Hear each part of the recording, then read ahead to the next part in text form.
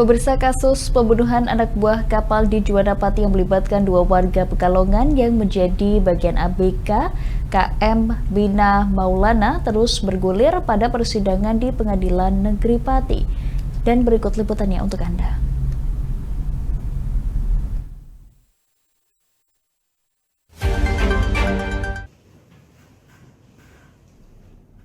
Kuasa hukum terdakwa menghadirkan pakar atau ahli hukum pidana sebagai novum atau alat bukti baru yang belum dihadirkan dalam persidangan pertama hingga tingkat kasasi untuk menyangkal bukti yang dihadirkan jaksa penuntut umum. Upaya ini mengacu dalam proses penjatuhan vonis terhadap terdakwa, terdapat beberapa hal yang menjadi kekhilafan hakim sehingga diperlukan keterangan ahli. Kuasa hukum terdakwa Thomas menuturkan langkah ini bertujuan untuk menjelaskan di persidangan kepada majelis hakim untuk memahami bersama bahwa dalam memutus perkara tidak bisa mengacu kepada satu keterangan saksi.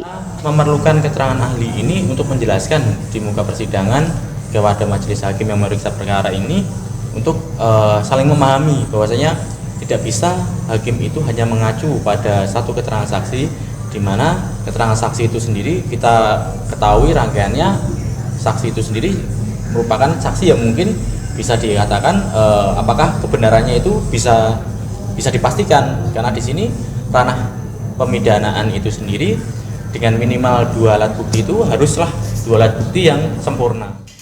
Sementara itu, ahli hukum pidana Yasmin Lisasi yang juga merupakan dosen perguruan tinggi di Jakarta menuturkan, jaksa dan majelis mengabaikan kaidah hukum karena menganggap satu saksi sebagai alat bukti.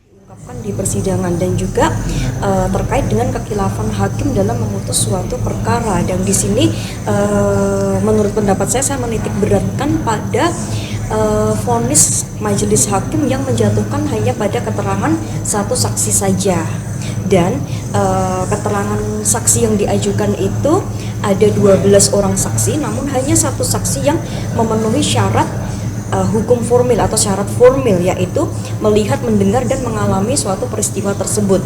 Yang 11 saksi tidak melihat, mendengar, dan mengalami peristiwa tersebut. Sementara satu saksi itu dalam asas-asas atau teori pemidanaan tidak dianggap sebagai bukti karena unus testis nullus testis. Yasmin menambahkan 2 alat bukti berupa visum dan keterangan ahli forensik hanya menjelaskan keterangan korban, namun tidak menjelaskan pelaku pembunuhan. Dari Pati Mutia Parasti, Lingkar TV melaporkan.